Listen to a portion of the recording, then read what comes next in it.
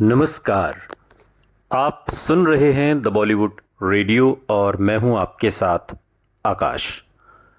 दोस्तों, आज के इस पॉडकास्ट में एक किस्सा राजेश खन्ना का है और लेकर चलेंगे आपको तकरीबन 55 साल पीछे।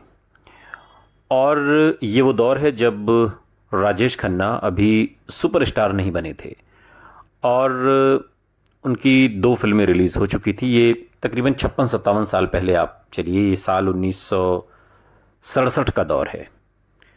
2 फिल्में आ चुकी थी, राज और आखिरी खत। और 1967 में उनकी अगली फिल्म बहारों के सपने की शूटिंग चल रही थी और फिल्म के निर्देशक थे नासिर हुसैन साहब और राजेश खन्ना की हीरोइन थी आशा पारेख, जो अब तक कई हिट फिल्मों की हीरोइन रह चुकी थी। और पहली बार राजेश खन्ना के साथ आशा पारेख की जोड़ी फिल्म में आ रही थी, बहारों के सपने। उनकी अपनी फैन फॉलोइंग थी और इस फिल्म के समय वो राजेश खन्ना से बड़ी स्टार थी। हालांकि आराधना के बाद राजेश खन्ना सुपरस्टार बने, बड़े स्टार, महंगे स्टार। लेकिन 1967 तक, बहारों के सपने की फिल्म की शूटिंग तक, आशा पारेख राजेश खन्ना से सीनियर भी थीं और बड़ी स्टार भी थीं। एक वरिष्ठ फिल्म पत्रकार बाद के दिनों में एक इंटरव्यू में बताते हैं कि इस फिल्म से जुड़ा एक किस्सा है कि फिल्म के एक आउटडोर शूट के दौरान शॉट देने के बाद आशा पारेख और राजेश खन्ना खुले मैदान में अपनी कुर्सी पर बैठे हुए थे। तभी शूटिंग देख रहे कुछ नौजवानों की भीड़ उनकी तरफ ऑटोग्राफ लेने के लिए बढ़ी। राजेश खन्ना इन फैंस को अपनी तरफ आता देखकर मन ही मन खुश थे, लेकिन तभी उन्होंने देखा कि ये भीड़ उन तक पहुंचने से पहले ही आशा पारेख के पास जाकर रुक गई। यानी कि राजेश खन्ना को अभी लोग पहचानते नहीं थे, नोटिस नहीं करते थे, या उनकी कोई फैन फॉलोइंग नहीं थी। अगर कोई फैन फॉलोइंग थी वहां पर उस वक्त, तो वो आशा पारेख के लिए थी। सो भीड़ का वो सारा जो मजमा था वो आशा पारेख के पास आकर रुक गया और ऑटोग्राफ, उन दिनों ऑटोग्राफ का ही जमाना था, आज तो लोग सेल्फी लेते हैं, और तब लोग ऑटोग्राफ लिया करते थे। और वो सारी भीड़ राजेश खन्ना के पास न जाकर आशा पारेख के पास ही जाकर रुक गई। अब हर कोई आशा पारेख से ऑटोग्राफ ले रहा था और राजेश खन्ना चुपचाप वहां बैठे रहे। तभी आशा पारेख के ऑटोग्राफ लेने के बाद भीड़ में से 2 लड़कियां उनकी तरफ बढ़ने लगीं। राजेश खन्ना के मुरझाए हुए चेहरे पर अचानक से मुस्कान खिल गई और वो करीब आई। राजेश खन्ना के अपने खास अंदाज में वो खुद मुस्कुराए, लड़कियों का नाम पूछकर उन्हें अपने ऑटोग्राफ दिए और उनसे बातें भी की। लड़कियां उनसे बात करते हुए शर्माते हुए मुस्कुरा रही थीं। यूं समझिए कि राजेश खन्ना ने उन दोनों लड़कियों पर जादू चला दिया था। और इसी दौरान फैंस की इसी भीड़ में कुछ लड़के आपस में बातें कर रहे थे। तूने देखा ना, वो जो बैठा है वो फिल्म का हीरो है। दूसरे लड़के ने राजेश खन्ना की तरफ देखते हुए जवाब दिया, हाँ यार, कैसे कैसे लोग हीरो बन जाते हैं। इसकी आंखें देखी, बिल्कुल नेपाल से आया गोरखा लगता है।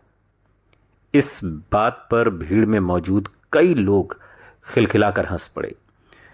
दरअसल राजेश खन्ना उन दिनों दुबले पतले, चेहरे पर मुहासे, आंखें धसी हुईं, लेकिन उनकी आवाज़ और मुस्कुराहट में गजब का जादू था और ये आखिरी दिनों तक बना रहा। उस दौर में एक फिल्म मैगजीन को दिए एक इंटरव्यू में आशा पारेख ने बताया था कि उनकी माँ उनसे पूछती रहती थीं कि वो ऐसे हीरो के साथ काम क्यों कर रही हैं जिनका चेहरा मुहासों से भरा हुआ है। सफलता सब कुछ बदल देती है। कामयाबी के चश्मे से हर चीज़ खूबसूरत और रंगीन नजर आती है। नाकामी के दौर में जिन बातों को लेकर मजाक उड़ाया जाता है, वही बातें कामयाबी आने पर किसी को बुरी नहीं लगती, बल्कि उनकी तारीफ होती है। उन्हीं बातों के लिए जिन बातों के लिए कभी उन्हें ताने कसे जाते हैं। इसी मुहासों से भरे चेहरे पर कुछ वक्त के बाद पूरा हिंदुस्तान फिदा होने वाला था। लेकिन फिलहाल उस वक्त के इंतजार में राजेश खन्ना का सब्र अब जवाब दे रहा था, चूंकि फिल्में लगातार फ्लॉप होती जा रही थी। बहारों के सपने में भी आशा पारेख का रोल ही बेहतर था, लेकिन राजेश खन्ना के संवेदनशील परफॉर्मेंस, मासूमियत और चॉकलेटी चेहरे के बारे में मीडिया में अच्छी बातें लिखी गईं। आज भी ये फिल्म आर डी बर्मन के बेहतरीन संगीत के लिए जानी जाती है। गीतकार मजरूह सुल्तानपुरी के 3 यादगार गीत, आजा पिया तोहे प्यार दूं, या क्या जानू सजन, या चुनरी संभाल गोरी, ये लोग भूले नहीं हैं। यही वो फिल्म थी जिसके ज़रिए राजेश खन्ना और आर डी बर्मन का ताल्लुक बना और वो टीम बनी जो आने वाले सालों में भारतीय सिनेमा के संगीत को एक नई पहचान देने वाली थी, जो उससे पहले कभी मिली नहीं।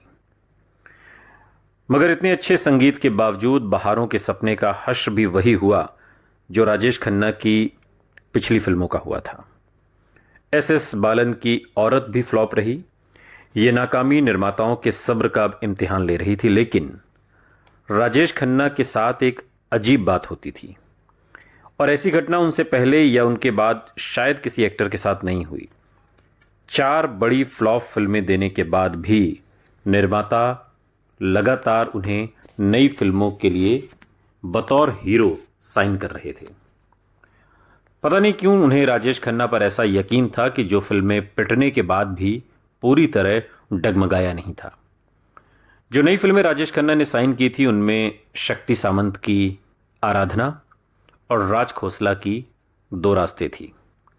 मगर कामयाबी का रास्ता कितनी दूर है इसका अंदाज़ा हमेशा राजेश खन्ना को नहीं था और राजेश खन्ना बिल्कुल उस तरीके से फिल्में साइन करते चले जा रहे थे जैसे उन्हें करनी थी और ज़िंदगी उन्हें एक ऐसे मुकाम पर लेकर आने वाली थी जिसमें बहुत कुछ था।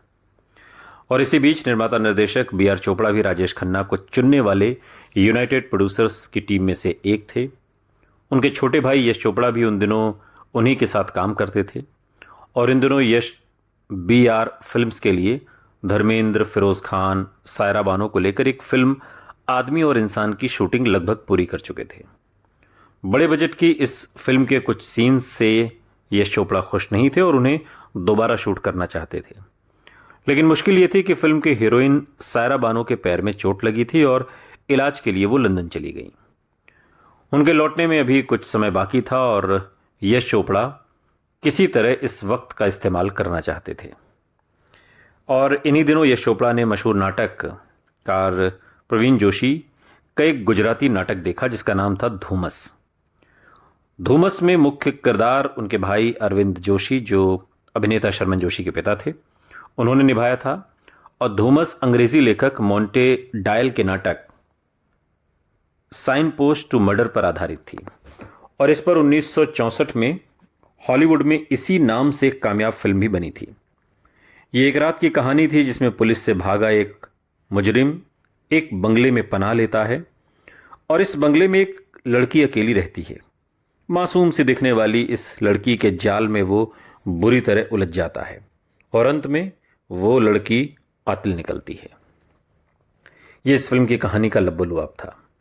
यश चोपड़ा ने फैसला किया कि इस नाटक पर वो जल्द से जल्द एक फिल्म बनाएंगे। बड़े भाई B.R. चोपड़ा से सलाह मशवरा किया। तय हुआ कि ये फिल्म B.R. फिल्म्स की छोटे बजट की एक एक्सपेरिमेंटल फिल्म होगी। जो सबसे खास बात तय हुई थी वो ये कि फिल्म में कोई गाना नहीं होगा और यही नहीं, इसे एक ही शूटिंग शेड्यूल में एक ही सेट पर 1 महीने में पूरा कर लिया जाएगा।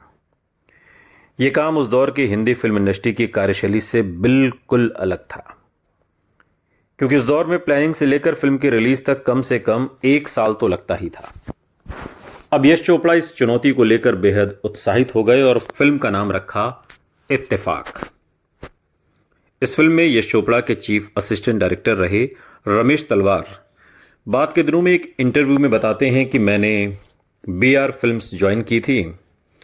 इत्तेफाक यश जी डायरेक्ट कर रहे थे और करीब 40 दिन में ये फिल्म बनकर तैयार हुई।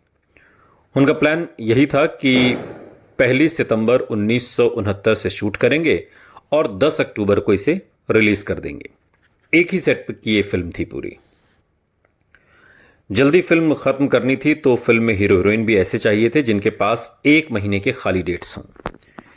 हीरो के लिए B.R. चोपड़ा के दिमाग में पहला नाम राजेश खन्ना का आया। Film fair United producers talent Hunt के कॉन्ट्रैक्ट के हिसाब से उन्हें राजेश खन्ना के साथ एक फिल्म बनानी भी थी। साथ ही राजेश खन्ना की कोई फिक्स इमेज भी नहीं थी और ये बात इत्तेफाक के इस किरदार पर बिल्कुल फिट बैठती थी। फिल्म में हीरोइन का किरदार नेगेटिव था और इस किरदार के लिए पहले एक्ट्रेस राखी से बात की गई, लेकिन राखी उस वक्त राशि प्रोडक्शन की फिल्म जीवन मृत्यु साइन कर चुकी थी और उनके साथ कॉन्ट्रैक्ट में बंधी हुई थी। तब यश चोपड़ा ने नंदा को साइन किया। नंदा अब तक जब जब फूल खिले और गुमनाम जैसी हिट फिल्मों में काम कर चुकी थी। यश चोपड़ा चाहते थे कि फिल्म इत्तेफाक देखते समय किसी को हीरोइन पर शक न हो कि वो कातिल भी हो सकती है। नंदा की छवि मासूम और रोमानी थी और इस साइकोपैथ कातिल के रोल में दर्शकों को झटका देने के लिए उनकी कास्टिंग बिल्कुल कमाल की थी।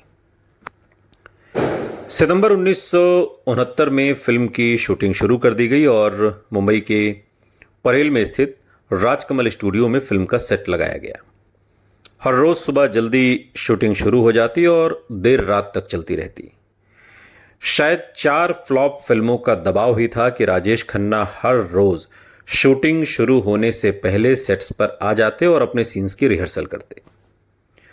रमेश तलवार एक इंटरव्यू में बताते हैं कि इत्तेफाक तक आते आते उन्होंने लेट आने की शुरुआती आदत पर भी काफी हद तक काबू पा लिया था, कंट्रोल कर लिया था। उन्हें एहसास था कि वो बेहद किस्मत वाले हैं कि उन्हें बड़े बैनर्स की फिल्मों में साइन किया जा रहा है, लगातार फ्लॉप फिल्मों के बावजूद। इत्तेफाक के सेट्स पर लेट आने का मतलब ही नहीं था। पूरी फिल्म 1 महीने में खत्म करनी थी। पूरे सितंबर में शूट हुई। दिन में जो शूट होता था वो उसी रात जाकर यश चोपड़ा उसे एडिट करते थे। वो एक अजीब अनुभव था। उस दौर के हिसाब से बेहद एक्सपेरिमेंटल फिल्म थी, बहुत कम समय में तैयार हुई और इसके लिए जो कास्टिंग की गई वो भी बहुत कमाल की थी। बैकग्राउंड म्यूजिक पर भी साथ में ही काम शुरू हुआ। गाने तो थे नहीं फिल्म में। सलील चौधरी ने कमाल का बैकग्राउंड म्यूजिक इस फिल्म में दिया। अगर आपने फिल्म इत्तेफाक देखी हो, इत्तेफाक एक अभिनेता के तौर पर राजेश खन्ना के लिए भी बड़ी चुनौती थी। इसमें उनके किरदार में कई शेड्स थे। पहले पुलिस से भागे हुए एक घबराए हुए मुजरिम, फिर नंदा को डराने वाले क्रिमिनल और अंत में नंदा का असली रूप सामने आने पर बुरी तरह झटका खाने वाले हीरो के रूप में राजेश खन्ना ने बेहद इंटेंस परफॉर्मेंस दी। इस रोल की बात करते हुए अपने एक इंटरव्यू में बात के दिनों में उन्होंने कहा भी था कि मैंने उस रोल पर बहुत मेहनत की थी। कई बार तो अगर मुझे कोई सीन परेशान करता था तो मैं निर्देशक को आधी रात के वक्त भी जगा दिया करता था। हालांकि फिल्म के कई सीन में राजेश खन्ना काफ़ी लाउड भी नजर आते हैं, लेकिन मेलोड्रामा शायद उस दौर की हिंदी फिल्मों का अहम हिस्सा बन चुका था। इत्तेफाक की शूटिंग शुरू होने से पहले ही राजेश खन्ना शक्ति सामंत की फिल्म आराधना और राज खोसला की 2 रास्ते की शूटिंग तकरीबन पूरी कर चुके थे। दोनों फिल्मों को साल 1969 के अंत में रिलीज होना था, लेकिन इत्तेफाक ने रिलीज होने की दौड़ में बाकी दोनों फिल्मों को पीछे छोड़ दिया। 4 अक्टूबर 1969 को इत्तेफाक रिलीज हुई। बिना गानों की सस्पेंस थ्रिलर ने आम मसाला हिंदी फिल्में देखने वाले दर्शकों को हैरत में डाल दिया। फिल्म की असली स्टार नंदा थी, जिनकी खूब तारीफ हुई, लेकिन फिल्म के सरप्राइज पैकेज बने राजेश खन्ना, जिनके अभिनय की बड़े बड़े समीक्षकों ने जमकर तारीफ की। रमेश तलवार बात के दिनों में एक इंटरव्यू में बताते हैं कि इत्तेफाक कम बजट की फिल्म थी। 15 हफ्ते चली, तारीफ भी बहुत हुई। राजेश खन्ना की एक्टिंग देखकर इंडस्ट्री के लोग भी कहने लगे कि भाई ये टैलेंट अब तक कहाँ छिपा रखा था। मतलब अभिनय की जो गहराई उन्होंने इत्तेफाक में दिखाई, उससे लोगों को एकदम से राजेश खन्ना अच्छे लगने लगे और एक उम्मीद नजर आने लगी। लंबे वक्त के बाद आखिरकार राजेश खन्ना ने पहली बार कामयाबी का जायका चख लिया था, लेकिन किसी को यह अंदाजा नहीं था कि यह कामयाबी कोई इत्तेफाक नहीं बल्कि बॉक्स ऑफिस पर आने वाले तूफान की एक शुरुआत थी। तूफान, वो तूफान जो आराधना से अब राजेश खन्ना की जिंदगी में आने वाला था। सुनते रहिए द बॉलीवुड रेडियो, सुनता है सारा इंडिया।